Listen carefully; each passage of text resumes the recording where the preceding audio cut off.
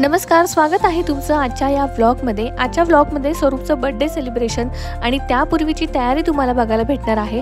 त्याचबरोबर 40 माणसांची पावभाजी आम्ही कशी प्रकारे बनवलेली आहे, किती सामान लागलेले आहे याचे डिटेलमध्ये माहिती आणि डेकोरेशन कसं केलेलं आहे ते देखील आजच्या व्हिडिओमध्ये तुम्हाला सांगणार आहे। त्यामुळे व्हिडिओ शेवटपर्यंत नक्की बघा। तर थोडंसं मला ना बरं वाटत नव्हतं, त्यामुळे मी बर्थडेच्या आधी दुपारीच म्हणजे डॉक्टरकडे जाऊन आली, जेणेकरून म्हटलं मेडिसिन घेतल्यावरती बर्थडेपर्यंत वगैरे थोडंसं बरं वाटेल। आणि हे बघा, पावभाजी बनवायला घ्यायची होती, 40 माणसांची बनवायची होती। तर इथे आहे ना 2.5 किलो बटाटा, 1 किलो फ्लावर, 1 किलो टोमॅटो, पाऊण किलो वाटाणे, पाव किलोचे असे 3 पॅक आणले होते फ्रोझन आणि पाव किलो शिमला मिर्च घेतली होती। तर सगळ्यात आम्ही भाज्या सगळ्या स्वच्छ धुवून घेतल्या। त्यानंतर आहे ना मी आणि माझी फ्रेंड शुभदा, मला तब्येत बरे नसल्या कारणाने आहे ना मला जास्त काही करता आलं नाही, त्यामुळे आहे ना पूर्ण 80% तिने सगळं पावभाजी केली आणि खरंच खूप टेस्टी झाली होती। तर इथे ना तिने सांगितल्याप्रमाणेच आम्ही काय केलं होतं की आधी बटाटे वगैरे सगळ्या भाज्या आहे ना बारीक कटिंग करून घ्यायच्या, जेणेकरून आहे ना परत मॅश करताना प्रॉब्लेम होत नाही। आणि मग अशा सगळ्या भाज्या मी कट करून घेतल्या आणि तोपर्यंतच आहे ना पिता दीदी आली होती आणि त्यामुळे स्वरूप देखील खुश झाला होता। आणि पिता दीदीकडे ना पूर्ण डेकोरेशनची जबाबदारी होती आणि तिने ती पूर्ण छान असं डेकोरेशन केलं होतं।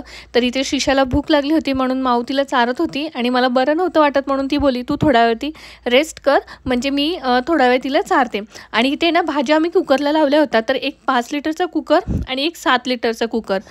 आणि आता मेन प्रॉब्लेम काय होता, दोन्ही कुकर लावले पण शिट्ट्या कुठल्या कुकरची होती यासाठी बघा ती स्वतः तिथे बसलेली आहे आणि ती काउंट करते, ह्या कुकरच्या 4 शिट्ट्या झाल्यात, त्याच्या 5 झाल्यात, अशा मी 4 ते 5 शिट्ट्या करून घेतल्या म्हणजे भाज्या छान अशा व्यवस्थित शिजल्या जातील। आणि इथे बघा पिता दीदी आल्यावरती तिने ना छान असं डेकोरेशन करायला घेतलं होतं आणि तोपर्यंत आहे ना कुकर देखील आमचा इथे थंड झाला होता आणि भाज्या मॅश करायच्या होत्या। तर एवढ्या प्रमाणामध्ये आहे ना 40 माणसांची जेवण आरामात होतं, लहान मोठे सगळे पकडून। आणि उलट शिल्लक देखील एक 4-5 माणसांची पावभाजी शिल्लक देखील राहिली होती।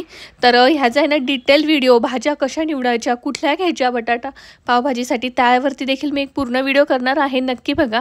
तर इथे बघा भाजीमध्ये शिजताना आहे ना आम्ही पावभाजी जेवढी असेल ना भाजी त्याच्यावरती थोडंसं असं वर पाणी येईल एवढं टाकलं होतं आणि त्यामुळे ते पाणी आम्ही आधी गाळून काढतो, म्हणजे हेच गरम पाणी आपल्याला पावभाजी करताना टाकायचं आहे। तर इथे बघा दोन्ही कुकरमध्ये थंड आधी होऊन दिलं आणि त्यानंतर पाणी वेगळं काढलं आणि भाज्या मॅश करायला घेतलं। आणि आधी सांगितल्याप्रमाणे 4 ते 5 शिट्ट्या काढल्यामुळे ना भाज्या ओव्हर कुक झाल्या होत्या, त्यामुळे मॅश देखील पटकन करता आलं। त्यानंतर मोठं पातेलं घेतलं, 2 वाटी तेल टाकलं आणि अंदाजे म्हणजे एक 47 वाला जो सुहाना मसाला किंवा पावभाजीचा जो मसाला भेटतो तो घेतला आणि एक 10 रुपीजचं पॅकेट देखील घेतलं होतं पावभाजी मसाला, म्हणजे एक 60 ग्रॅम मसाला टाकला होता। पाव किलो कांद्याची पेस्ट केली होती आणि एक वाटीभर अद्रक लसूणची पेस्ट केली होती। तर पहिला कांद्याची पेस्ट व्यवस्थित छान अशी परतून दिली आणि त्यानंतर अद्रक लसूणची पेस्ट टाकली त्याच्यामध्ये आणि 1-2 मिनटं छान व्यवस्थित परतल्यानंतर त्याच्यामध्ये मसाले ॲड केले।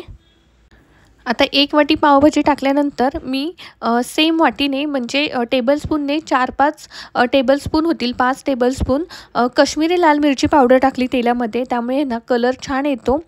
खरं तर आज मला ना बीट देखील टाकायचं होतं, पण मला बाजारामध्ये बीट भेटलं नाही, त्यामुळे ते राहून गेलं। जर तुम्हाला भेटलं ना तर नक्की टाका, त्याने टेक्स्चर आणि कलर खूप छान येतो। तर इथे बघा मसाले व्यवस्थित तेलामध्ये परतून घेतल्यानंतर जे आपण पाणी काढलं होतं ना पावभाजीमधलं, तेच आपण थोडंसं गरम पाणी ॲड करायचं आहे, त्यामुळे तरी किंवा कलर खूप छान येतो। तर हे बघा थोडंसं पाणी ॲड केलेलं आहे, जेणेकरून आहे ना मसाले खाली करपणार नाही आहे। खरं तर पहिल्यांदाच एवढ्या मोठ्या प्रमाणात पावभाजी बनवणार होतं, त्यामुळे थोडंसं टेन्शन होतं आणि थोडंसं सर्च करून सगळ्यांना विचारून केलं होतं, त्यामुळे अगदी परफेक्ट प्रमाणात झालेली आहे। जर तुम्हाला कुठल्याही कार्यक्रमासाठी बनवायची असेल तर अगदी परफेक्ट प्रमाण दिलेलं आहे, कारण का मी बरंच सर्च करून आणि बरंच ताईंना वगैरे विचारून हे केलेलं आहे, त्यामुळे अगदी माझी परफेक्ट झाली होती। अजिबात तिखट मीठ कमी झालं नव्हतं। खरं तर हे प्रमाण तिखट मिठाचं शुभदाचं होतं, माझ्या फ्रेंडचं, पण तिने अगदी परफेक्ट टाकलं होतं। तर हे बघा भाजी ॲड केली आणि त्यानंतर जास्त प्रमाणात होती, त्यामुळे आहोंना थोडीशी मदत घेतली, म्हटलं तुम्ही थोडंसं मिक्स करून द्या। आणि 15 ते 20 मिनिटांना भाजी छान असं स्लो फ्लेमवरती छान असं शिजून दिली, त्याने चव छान लागते। आणि शेवटी बारीक कट केलेली कोथिंबीर चिरून घेतली। आता इथे पावभाजी झाली होती आणि त्याचबरोबर मुलांनी बघा असं सुंदर असं बलूनचं डेकोरेशन केलं होतं आणि स्वरूप देखील मध्ये मध्ये त्यांना मदत करत होता। खरं तर तो मध्ये मध्ये आहे ना त्याचंच हे बघा हॅपी बर्थडेचं त्याला एक त्याच्या दादाने छान असं बलून करून दिलं होतं पेंट करून, तर ते त्याला खूप आवडलं होतं. आता हे बलूनचं डेकोरेशन बघा, घरीच आम्ही आहे ना मार्केटमध्ये भेटतात असे सेपरेट बलूनचे पॅकेट आणलेलं होतं. जे गोल्डन बलून्स आहेत ते एक 70 रुपीजचं आणि जे पर्पल कलरचे बलून्स आहेत ते 50 रुपीजचं आणि जी त्याच्यासाठी जी बांधायला जी रील भेटते ती एक 40 रुपीजची होती. त्यामुळे अगदी हे आहे ना डेकोरेशन आहे ना सगळं पूर्ण मिळून खर्च, मागचे जे कर्टन्स वगैरे आहेत ते 400-500मध्ये हे अगदी डेकोरेशन सुंदर होतं. आणि हॅपी बर्थडेचं बॅनर वगैरे मी पूर्ण किट घेतला होता, ते 250चं पडलं. आणि सेपरेट बलून्स मला एक 100 रुपयाचे. त्यामुळे 500मध्ये माझं पूर्ण असं डेकोरेशन देखील छान असं रेडी झालं होतं. त्याचबरोबर आहे ना त्या बलून्समध्ये लावायच्या छोट्याशा लाईट देखील होत्या, त्या देखील घेतल्या. तर पुढे व्हिडिओमध्ये तुम्हाला दाखवेल. तर हे ना पूर्ण डेकोरेशन सगळं मुलांनी केलेलं आहे आणि एवढं सुंदर केलेलं आहे ना, अप्रतिम केलं होतं. खूपच छान वाटतंय डेकोरेशन. आणि इथं आहे ना सगळे दादा डेकोरेशन करतात, म्हणून स्वरूपला देखील त्याचं आहे ना स्वतःचं असं वेगळं डेकोरेशन करत होता. म्हणून तो पप्पांच्या ऑफिसमध्ये जाऊन आहे ना छान असं छोटंसं डेकोरेशन करत होता. जेवढे त्याला बलून्स भेटत होते ना सगळे घेऊन एका वॉलला लावत होता. तर इथे बघा पिता दिदीने परत मी तिला ते बलून्स दिले आणि तिला म्हटलं तू एका साईडला हे लावून घे. आता मुलं आहे ना बराच आहे ना काम करून खूप त्यांना थकवा आला होता आणि भूक देखील लागली होती. त्यामुळे म्हटलं तर थोडंसं तुम्ही ब्रेक घ्या, सगळं झालेलं आहे, फ्रेश व्हा, थोडंसं काहीतरी खावा म्हटलं. पावभाजी पण रेडी झाली होती पण ते नको बोलले खायला. मग थोडंसं वेफर्स वगैरे त्यांनी खाल्ले आणि त्यानंतर सगळे गेस्ट वगैरे यायला सुरुवात झाली आहे. बघा किती अप्रतिम डेकोरेशन केलेलं आहे. अगदी 500च्या अंडर सगळं डेकोरेशन झालं. त्यानंतर ताई आल्या, म्हणजेच पिता दिदीची मम्मी, आणि ह्या बऱ्याच दिवसांनी आल्या होत्या त्यामुळे खूप आनंद झाला होता. अगदी समोर राहत होत्या, जे समोर दरवाजा दिसतोय तिकडे, आणि तो दरवाजा बघून मला नेहमीच त्यांची आठवण येते. तर इथे माझी मामाची मुलगी देखील आली होती. तर तिने ना इथे केकसाठी जे डेकोरेशन करायचं होतं ते तिने केलं. तिला म्हटलं थोडंसं स्वीट अँड सिम्पलच कर. तर इथे फक्त गुलाबांच्या पाकळ्यांनी तिने असं छान डेकोरेशन केला. केक देखील आणला होता. आणि आता इथे बघा स्वरूपला आहे ना अजिबात राहत नव्हतं की मम्मा आतमध्ये कुठला केक आहे, म्हणून तो सारखं तिकडे जात होता. आणि तिथे थोडीशी छोटीशी असं जागा होती, म्हणून तो आतमध्ये जाऊन बघत होता की मम्मा मला केक बघायचा आहे, कुठल्या कलरचा आहे वगैरे.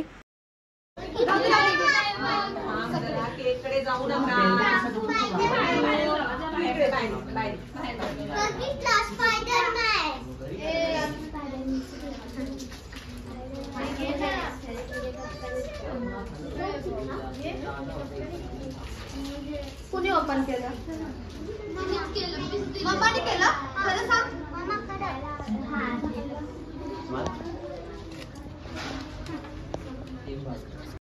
अजून एखादी टाकते मग. मास म्हणजे एवढी मुलं बसते.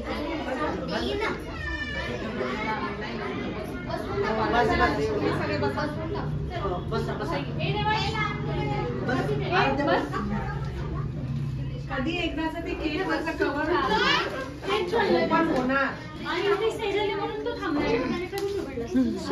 सेजलला घाबरतो.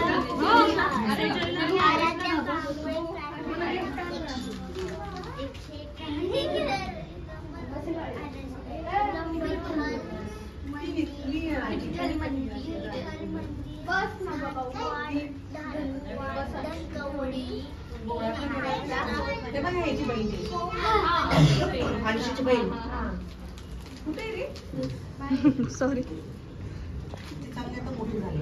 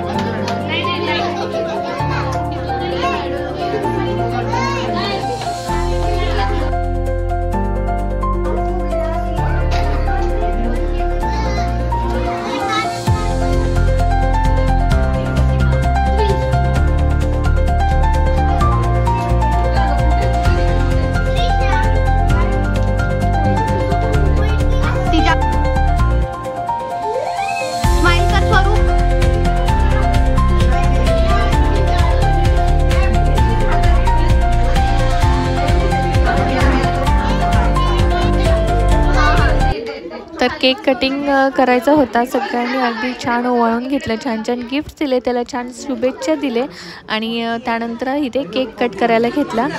खरं तर आहे ना शिशा आणि स्वरूपने आधीच थोडंसं आहे ना टेस्ट करून बघितला होता.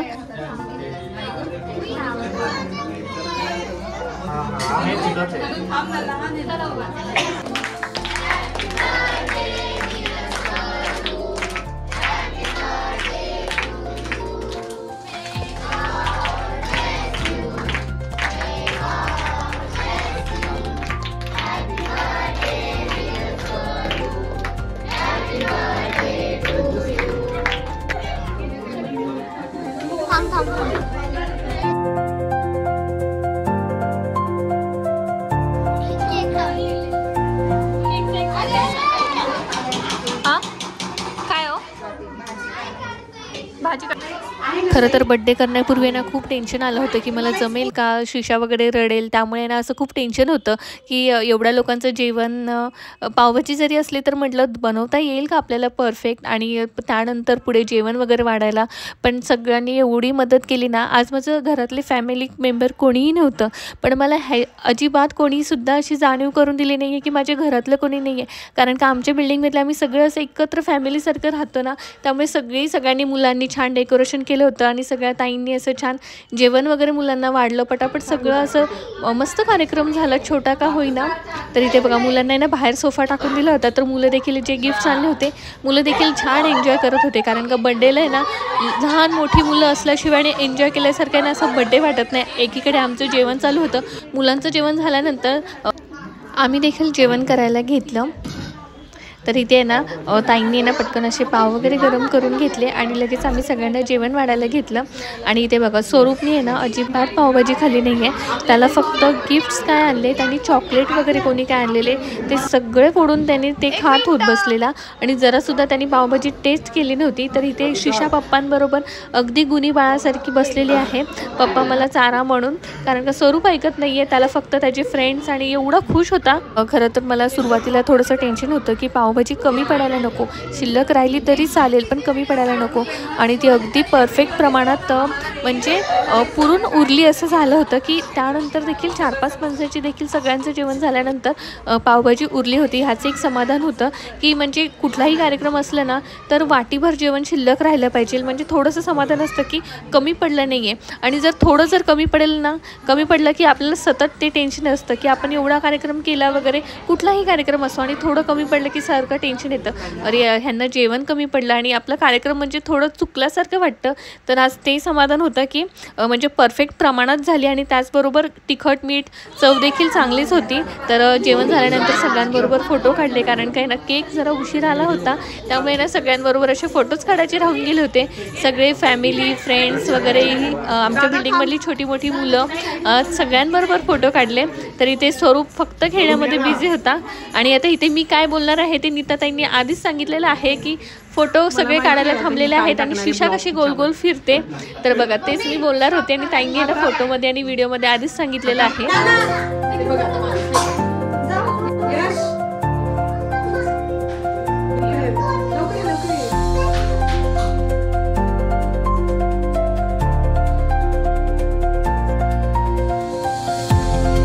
दादा कुठे बसलाय? दादा माझा आहे, माझा दादा आहे, माझा दादा आहे. शिशूला नाही घेतलंय. अय्यो शिशूला नाही घेतलं. इकडे ये की, जा काकांकडे ये तू तू माझ्याकडे येते ना. शिशाला नाही घेतलं. हे स्वरूप माझा आहे. चाललंय. आहा आहा डिस्को दीवाने. कसं करतो दादा? आहा आहा आहा है ना पिल्लू. आणि पुढे कसं डान्स पुढे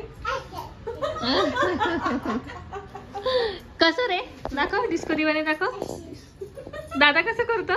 दादा कसं करतो स्वरूप दादा?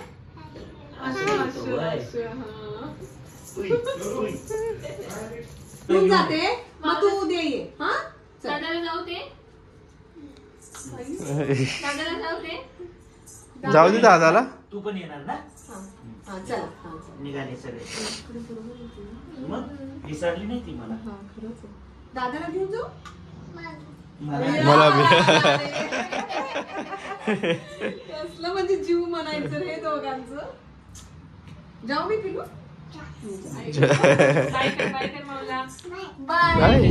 त्यानंतर माऊ बाय बरोबर कर. थोड्याशा नीट गप्पा बाय कर. मारल्या कारण का माऊ बऱ्याच दिवसांनी आल्या होत्या. आणि माऊ गेल्यानंतर हे बघा स्वरूपने आहे ना सगळे गिफ्ट्स आहे ना आम्ही इथे जेवण वगैरे वाढताना किंवा जेवण करताना त्यांनी सगळे ओपन्स करून असे सगळा पसारा ठेवला होता. आता दादानी एवढा पसारा केला आहे म्हणून शिशा इथे मम्माला हेल्प करते की मम्मा मी पण तुला थोडीशी मदत करते. आता रात्री 11 वाजता आमच्या बड्डे बॉयला आठवण झाली की आपल्या बड्डेसाठी मम्मानी पावभाजी केली होती आणि मग ती तो भाजी खात बसलेला कारण का पाव आता संपले होते. तर इथे बघा शिशाला पण पावभाजी तिला खूप आवडली. मुलांसाठी आहे ना थोडी कमी तिखटच केली होती मुद्दाम कारण का म्हटलं लहान मुलं वगैरे आहेत आणि आता बड्डे झाला आहे त्यामुळे स्वरूपने बघा सगळे बलून्स फोडून टाकले. रात्रीच फोडायला लागलेला. तर चला आजचा ब्लॉग मी इथेच संपवते. पुन्हा भेटूया अशाच एका नवीन आणि छान व्हिडिओ.